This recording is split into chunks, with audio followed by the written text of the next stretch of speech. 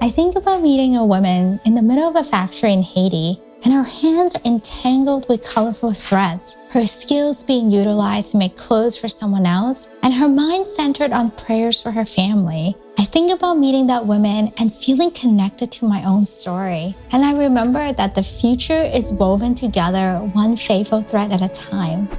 Haiti was not supposed to be a one-time visit. I dreamt of staying and making a difference. I was given a strong desire to dedicate my whole life to something more. And when I wrestled with that decision, I remember when I went to an orphanage in South Africa, where I met a former engineer who had come to this country to care for orphans.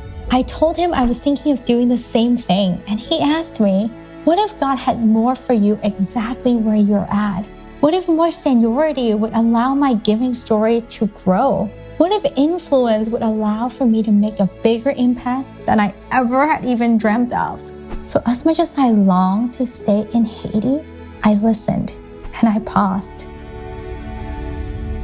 Now, I'm actually an MD at a major investment bank on Wall Street. I speak the language of options and futures, implied volatility, and variance swaps. I work in an industry that sometimes might appear to be in competition with charity.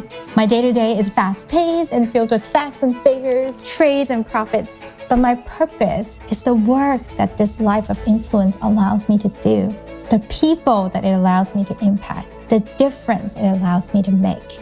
When I work in New York, I think about you guys. And it's really important to me what they're doing here and for me to be able to support you.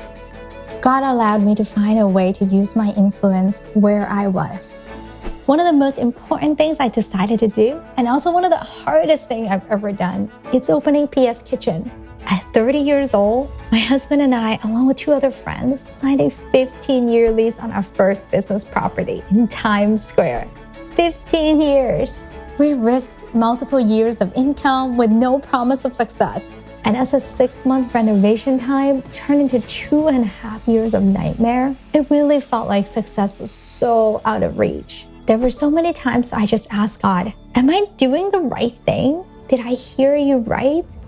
When we finally opened, and once again saw my work entangled with the story of others, we, the founders, pledged to never take a salary or profit so that all the profits can go to charity. We believe in using our influence for the betterment of others. We serve great food, but we also serve as a place of second chances. We often employ men and women who've struggled to find work, maybe because of past hardships or convictions. We believe that people are never defined by their worst mistakes. I'll never forget the moment I met Cerrone, who had just been released from prison 3 weeks earlier. I handed him a card and said, please come back for an interview if you like some work. He did! We hired him on the spot.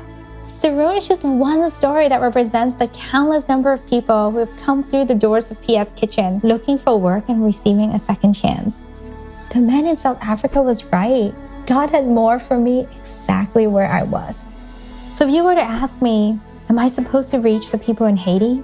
Will I share live with people on Wall Street? Will I get to share with those who work at PS Kitchen? My answer would be yes. I do not have one place of influence, just like many of you. We all have several areas of influence.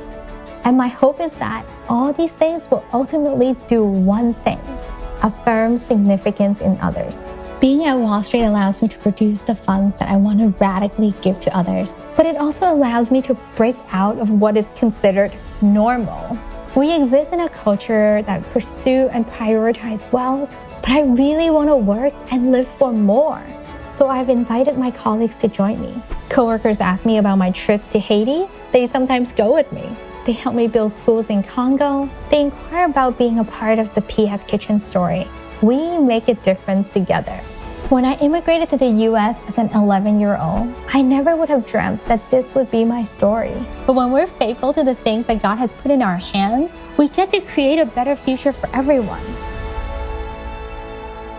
I still think about that woman in Haiti, and when I picture her, I picture my mother. She started working at 11 years old and sat in a factory, her hands entangled with colorful threads, making clothes for someone else to wear and praying for our family. And when I think of my own life, and the future people I will use my influence to impact. I remember when we use what is woven together for others, this is how we affirm significance.